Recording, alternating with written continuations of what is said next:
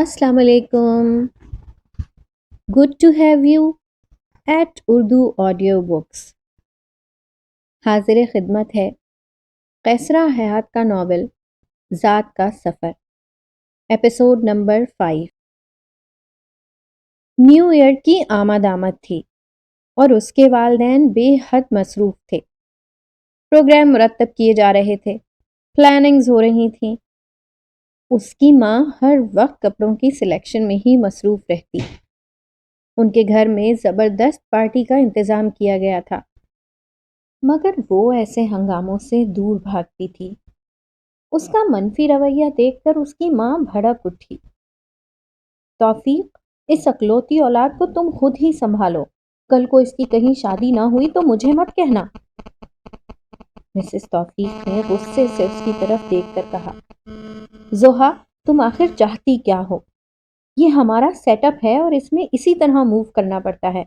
باہر نکل کر دیکھو، پھر تمہیں پتا چلے کہ اس دنیا کے کیا کیا تقاضے ہیں. اپنے آپ کو اس دنیا کے فریم میں فٹ کرنے کے لیے بڑی تگ و دو کرنی پڑتی ہے، اور بعض اوقات تو اتنی کوشش کے باوجود انسان پھر بھی اس نے اپنے آپ کو فٹ نہیں کر پاتا. تم خوش قسمت ہو کہ سب کچھ بنا بنایا تمہارے پاس ہے. اس کے باپ نے اسے سمجھایا. پاپا، آپ کیا چاہتے ہیں؟ اس نے اداسی سے کہا، یہی کہ تم گھومو پھرو، لائف انجوائے کرو. پارٹی ہو رہی ہے، اس میں شرکت کرو. تم ہنسا بولا کرو، ہر وقت چپ چاپ نہ رہا کرو. اس کے باپ نے بہت پیار سے اسے سمجھایا تو اس کی آنکھوں میں نمی سی اتر آئی. ٹھیک ہے پاپا، میں جاؤں گی. وہ خاموشی سے باہر نکل گئی.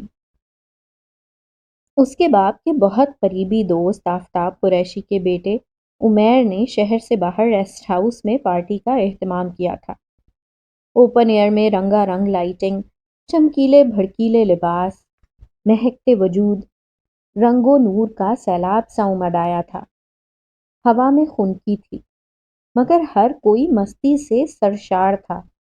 تمام نوجوان اس پارٹی میں مدعو تھے اور بہت دنوں سے ان لمحات کے منتظر تھے جن کے لیے انہوں نے نہ جانے کیا کیا پروگرامز مرتب کیے تھے اور جو کب سے ان کے تخیل کو گرما رہے تھے.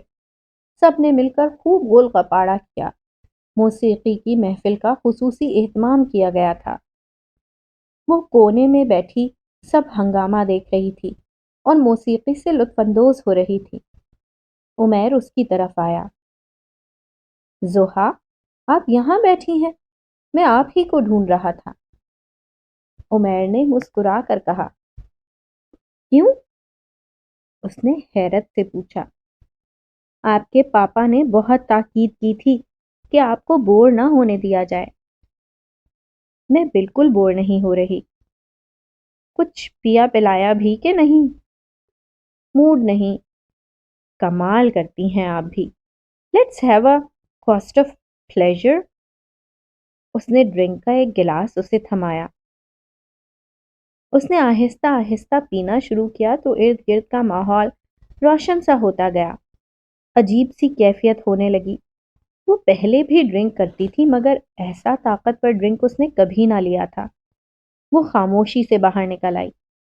گاڑی پوری رفتار سے وہ سڑک پر دوڑا رہی تھی. لوگ آج انجوائمنٹ کے موڈ میں تھے، اس لیے عجیب و غریب حرکتیں کر رہے تھے. اچانک ایک گاڑی نے اسے اوورٹیک کیا اور اسے رکنے کو کہا. اس کا دماغ پہلے ہی معوف ہو رہا تھا. اس سچویشن پر وہ گھبرا سی گئی. بارہا گاڑیوں نے اس کا تعاقب کیا تھا مگر آج یکدم اس نے حوصلہ ہار دیا. یا شاید وقت وقت کی بات ہوتی ہے.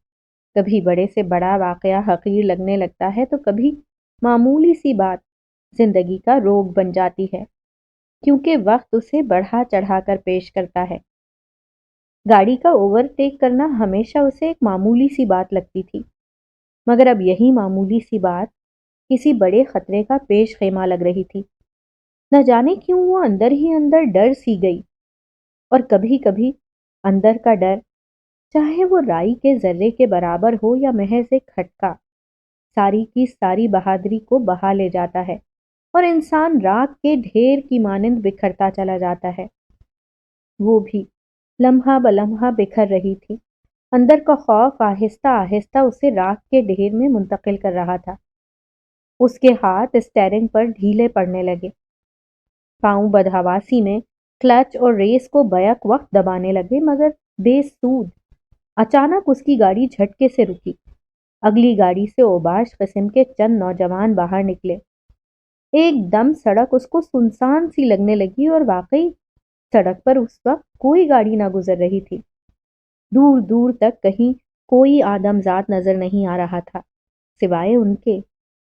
لائٹس بھی مدھم مدھم جگنوؤں کی مانند جل بجھ رہی تھیں، اور ان سبز، زرد اور سرخ بتیوں میں اس کا پیلا پڑتا چہرہ صاف دکھائی دے رہا تھا۔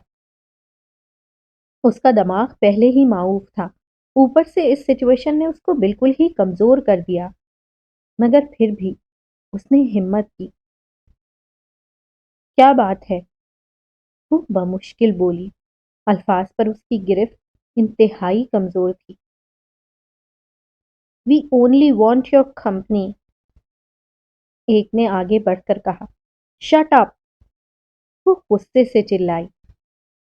برا ماننے کی کیا بات ہے؟ بس گپ شپ ہوگی، خوب گزرے گی۔ بکواس بند کرو، زیادہ باتیں مت کرو اور باہر آؤ، ہمارا اور اپنا وقت ضائع مت کرو۔ ایک نے آگے بڑھ کر گاڑی کا دروازہ کھولا اور اسے باہر گھسیٹنے لگا۔ بدحواسی میں اس نے چلانا شروع کر دیا۔ مان ایک گاڑی قریب آ کر رکی، جس میں ایک درمیانی عمر کا مدبر سا آدمی بیٹھا تھا۔ اس کا چہرہ 14ویں کے چاند کی طرح تاباں تھا، اور چہرے پر پھیلا نور، روشن و ذہین آنکھیں، وہ ہر طرح سے پرسکون لگ رہا تھا۔ پچھلی سیٹ پر ایک عورت 2 بچوں کے ساتھ بیٹھی تھی۔ زحا بیٹی، ہم تمہیں ہی لینے آ رہے تھے، کون ہیں یہ لوگ؟ آدمی نے اس پیار سے کہا تو وہ دنگ رہ گئی۔ وہ جلدی سے بازو چھڑا کر ان کی گاڑی میں بیٹھ گئی۔ سب حیران ہو کر ایک دوسرے کو دیکھتے رہے۔ انہوں نے جھٹکے سے گاڑی سٹارٹ کی۔ کسی نے کوئی سوال نہ کیا۔ عورت نے ایک نظر اس کی جانب دیکھا اور پھر اس کے نیم اوریاں لباس کی طرف۔ وہ ان نظروں کی تاب نہ لا سکی اور خود ہی سمٹنے لگی۔ عورت نے بیگ سے چادر نما کپڑا نکال کر اس کی جانب بڑھایا۔ اس نے خاموشی سے اسے اپنے ارد گرد ڈال لیا۔ وہ اندر ہی اندر شرمندہ ہوتی جا رہی تھی۔ اس کے نیلے پڑتے ہونٹ اور سرد وجود نظروں کی گرمی کو برداشت نہیں کر پا رہا تھا۔ وہ زور زور سے سانس لے رہی تھی۔ تھوڑی دیر بعد گاڑی ایک عظیم الشان گھر کے سامنے رکی۔ وہ سب نیچے اترے۔ وہ وہیں بیٹھی رہی۔ آؤ تم بھی، خاتون نے شائستگی سے کہا، اور وہ خاموشی سے ان کے ساتھ چل دی۔ خاتون اسے لے کر ایک کمرے میں گئی۔ جو کچھ کھانا ہو فریج میں رکھا ہے، فون بھی ہے، گھر اگر اطلاع کرنا ہو تو کر لینا، بہتر یہی ہے کہ سو جاؤ، صبح بات کریں گے۔ مگر وہ کچھ کہنا چاہتی تھی مگر کہہ نہ سکی۔ وہ جا چکی تھی اور وہ دھڑام سے بیڈ پر گر گئی۔ اس نے زندگی میں کبھی اپنے آپ کو اتنا رذیل نہ سمجھا تھا جتنا آج۔ اس کے کمپلیکسز میں ایک اور اضافہ ہو گیا تھا۔ اس کی ذات کی توہین ہوئی تھی۔ اتنی شرمندگی، اتنی ندامت۔ اس کا اندر ٹوٹنے لگا۔ وہ اتنا روئی کہ شاید کبھی نہ روئی ہوگی۔ ایگوئسٹ تو تھی ہی، اور چوٹ بھی کہاں اور کیسے لگی تھی؟ تڑپ بہت شدید تھی، ایسے میں نیند کہاں آنی تھی؟ اس نے کلاک کی طرف نگاہ دوڑائی۔ 4 بج رہے تھے۔ رات گزر گئی تھی، مگر اپنے پیچھے کیا کچھ چھوڑ گئی تھی؟ کسی کو کیا خبر تھی؟ وہ یوں ہی بے حس و حرکت بیٹھی رہی۔ جب تھوڑی دیر کے بعد اس نے گھر میں ہلکی ہلکی سرسراہٹ محسوس کی۔ آہستہ آہستہ آوازیں آ رہی تھیں۔ وہ چونکی اور تھوڑا سا دروازہ کھول کر دیکھا۔ 2 محترم پیکرے خلوص و محبت بارگاہ خداوندی میں اپنی نیاز مندیوں کے نگینے بکھیر رہے تھے۔ رحمان کے قدموں میں نہایت سعادت مندی سے بوسے دے رہے تھے۔ نیاز بندی کا یہ نظارہ اس نے پہلی مرتبہ کسی کے گھر میں دیکھا تھا۔ دل ایک لمحے کے لیے دھڑکنا بھول گیا اور کسی چیز کی شدید کمی کے احساس پر افسردہ سا ہونے لگا۔ کمرے میں جا کر وہ صوفے پر گر گئی۔ دل کی اضطراری کیفیت میں اضافہ ہوتا جا رہا تھا، یوں بے قرار ہوتا جا رہا تھا جیسے شدت غم سے پھٹ جائے گا، ایسے جیسے آزاد پنچھی کو پہلی بار پنجرے میں بند کر دیا گیا ہو اور وہ پھڑپھڑا کر بے دل ہو کر اس کی سلاخوں کے ساتھ چپک کر بیٹھ گیا ہو۔ اس کا دل کانچ کے گھروندے کی مانند ایک ہی وار میں چکنا چور ہو گیا تھا، اور اب کرچیاں اس طرح بکھری تھیں کہ خود انگلیاں لہو لہان ہو رہی تھیں، جسم سے ٹیسیں اٹھنے لگیں، آنسو اس طرح روا ہوئے کہ رکنے کا نام ہی نہ لیتے تھے۔ کیا ہوا تھا کچھ سمجھ نہ آ رہا تھا، بس کچھ ہوا تھا، کچھ چھن جانے کا احساس، شدید احساس محرومی، اور یہ احساس اتنا شدید تھا کہ اس کرب سے وہ بلبلا اٹھی۔ پھر روتے روتے اس کی آنکھ لگ گئی۔ صبح کے 7 بج رہے تھے جب ملازمہ اسے بلانے آئی۔ بی بی جی ناشتے کے لیے بیگم صاحبہ بلا رہی ہیں اور انہوں نے یہ کپڑے بھی دیے ہیں۔ وہ کپڑے بیڈ پر رکھ کر چلی گئی۔ اس نے کپڑوں کو اٹھا کر دیکھا۔ میرون کلر کا کاٹن کا سوٹ، کف کالر والی شلوار قمیض اور بڑا سا پھولدار دوپٹہ۔ اس نے باتھ روم جا کر فوراً لباس تبدیل کیا۔ اسے یوں لگا جیسے زندگی میں پہلی بار اس نے لباس پہنا ہو۔ بالوں کو سمیٹ کر اس نے پیچھے کیا۔ آئینے میں اس کو اپنا وجود اور شکل بدلی بدلی لگنے لگی۔ دوپٹہ اوڑھ کر وہ باہر نکلی تو آہستہ آہستہ چلتی ہوئی ڈائننگ ٹیبل کے پاس آ گئی۔ نظریں جھکائے وہ خاموشی سے بیٹھ گئی۔ بیگم سلائس پر جیم لگا کر شوہر کو دے رہی تھی۔ ان کے شوہر نے سلائس پلیٹ میں رکھ کر اس کی جانب بڑھایا۔ مجھے بھوک نہیں، وہ آہستہ سے بولی۔ کفران نعمت رزاق کی توہین ہے۔ ان کے لہجے میں رات کے واقعے کے باوجود بے انتہا پیار، شیرینی، مٹھاس اور حلاوت تھی کہ بمشکل اس نے آنسوؤں کو ضبط کیا اور آہستگی سے پلیٹ سامنے رکھ لی۔ کیا لوگی؟ چائے، دودھ یا کافی؟ خاتون نے پوچھا۔ کافی، وہ آہستگی سے بولی، اور انہوں نے ملازمہ کو کافی لانے کو کہا۔ سب خاموشی سے ناشتہ کرتے رہے۔ پھر ڈرائیور بچوں کو لینے آ گیا۔ دونوں میاں بیوی وہیں ٹیبل پر اس کے ساتھ بیٹھے رہے۔ تب شوہر نے سکوت توڑا۔ میں اسفندیار فریدی ہوں، یہ میری بیگم مومنہ فریدی ہیں۔ میرا بہت وسیع بزنس ہے اور میری آپ کے والد سے خاصی جان پہچان ہے۔ آپ کو شاید یاد نہ ہو لیکن اکثر پارٹیز میں، میرا مطلب ہے بزنس کے سلسلے میں، آپ کے گھر آنا جانا ہوا، اور تب 1-2 دفعہ میں نے آپ کو وہاں دیکھا۔ میں نے رات کو ہی آپ کے پاپا کو اطلاع دے دی تھی۔ فکر کی بات نہیں، میرا خیال ہے اب مجھے آپ کو گھر چھوڑانا چاہیے۔ وہ خاموشی سے اٹھی اور ان کے ساتھ چلنے لگی۔ مومنہ بیگم انہیں گیٹ تک چھوڑنے آئیں اور بہت پیار و خلوص کے ساتھ اسے رخصت کیا۔ وہ نادم سی، پشیمان سی سر جھکائے بیٹھی تھی۔ انہوں نے گزشتہ واقعے کی طرف اشارہ تک نہ کیا۔ کون ہو تم؟ کبھی سوچا ہے اس بارے میں؟ فریدی صاحب نے گاڑی میں اچانک سوال کیا تو وہ چونک سی گئی۔ جی، کیا میں سمجھی نہیں؟ وہ ہکلاتے ہوئے بولی۔ رحمان کو جانتی ہو؟ فریدی صاحب نے دوسرا حملہ کیا۔ کون نہیں تو؟ اس نے انتہائی حیرت سے پوچھا۔ کبھی کوئی پینٹنگ دیکھی ہے؟ جی، کئی بار، وہ آہستہ سے بولی۔ پینٹنگ دیکھ کر کیا سوچتی ہو؟ میرا مطلب ہے کیا کہتی ہو؟ فریدی صاحب کا لہجہ آہستہ آہستہ اسے اعتماد بخش رہا تھا۔ اعتماد بھی کیا چیز ہوتی ہے! تبھی منو مٹی کے ایستادہ وجود کو وہ رفت عطا کرتا ہے کہ وہ دنیا و ما فیہا کی تمام مسافتوں کو چھوڑ کر فضا میں معلق ہو جاتا ہے، اور کبھی ایسا محروم کرتا ہے کہ دھڑام سے زمین کی اتھاہ گہرائیوں میں پیوست ہو جاتا ہے۔ وہ بھی اسی طرح لمحہ بلمحہ پر اعتماد ہو رہی تھی۔ پینٹنگز دیکھ کر ہمیشہ آرٹسٹ کو اپریشیٹ کرتی ہوں، وہ بمشکل بولی۔ اپنے بارے میں کیا خیال ہے؟ فریدی صاحب نے پھر سوال کیا۔ کیا مطلب؟ وہ چونکی۔ تمہاری ذات کی حقیقت، اس کی وابستگی، اس کی پہچان کیا ہے؟ جواباً وہ خاموش رہی۔ کیا کبھی تم نے کسی کو چاہا یا کسی نے تم کو چاہا؟ فریدی صاحب نے پھر سوال کیا۔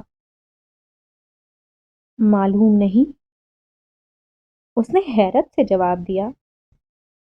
میرا خیال ہے پھر تمہیں چاہے جانے اور نہ چاہے جانے کی لذت سے، اس درد سے کبھی آشنائی نہیں ہوئی۔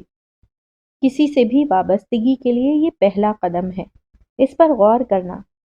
اور ہاں، زندگی کا بنا سوچے سمجھے انجوائے کرنا انسانیت کا وہ درجہ ہے جہاں سے ایک قدم کے فاصلے پر ایسا پتھر منتظر ہوتا ہے جو ذرا بھی متوازن اور ہموار نہیں ہوتا، اور جیسے ہی لڑکھڑاتے قدم اس پر پڑتے ہیں تو یہ اپنا توازن کھو دیتا ہے اور مسافر دھڑام سے نیچے گر جاتا ہے، پاتال کی گہرائیوں میں، ہمیشہ کے لیے۔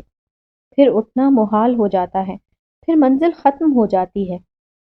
حاصل اور لا حاصل، حدود اور لامحدود کی کشمکش ہمیشہ کے لیے دم توڑ دیتی ہے، کیونکہ پتھر اور مسافر ہمیشہ کے لیے پاتال کے مکین بن جاتے ہیں۔